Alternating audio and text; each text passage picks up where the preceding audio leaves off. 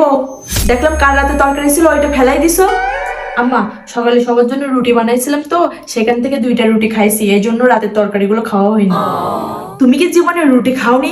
কালকে রাতে ভাত তরকারি ছিল, ওইটা তো খেয়ে নিতে পারতা, তাহলে আর নষ্ট হতো না। এমনিতে তোমার জামাই কোনো আয় করে না, এর ভিতরে যদি তুমি এইভাবে অপচয় করো তাহলে তো আমার সংসার জলে ভেসে যাবে। বৌমা শুনো, কালকে তোমার হাতে 2টা চুড়ি দেখছিল তোমার ননদ, ওইটা নাকি ওর খুব পছন্দ হয়েছে।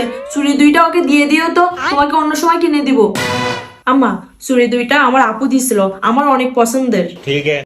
সামান্য 2টা চুড়ি চাইছে তোমার মেয়ে, এমন তো না যে বাপের বাড়ি থেকে হাতি নিয়ে আসছো, সে হাতি চাইছে আমার মেয়ে।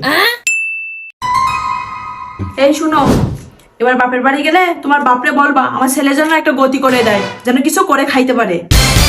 আম্মা, আমার এখনো 2টা বোন আছে, তারা এখনো লেখাপড়া করতেছে, ওদেরকে বিয়ে দিতে হবে। আমার আব্বুর কাছে যদি টাকা থাকতো এতদিনই দিয়ে দিত। মেয়ের ভালোর জন্য বাপ মা কত কি করে, আর তোমার বাপ মাকে দেখে আর আমি অবাক হই। বাপ মা তো মেয়ের জন্য কিছু করতে পারে না, সেজন্য বলছে কি শ্বশুর বাড়িতে বেশি নবাবী দেখাবা না। যদি নবাবী দেখানোর হয় তাহলে বাপের বাড়িকে দেখাবা, আমার এখানে না।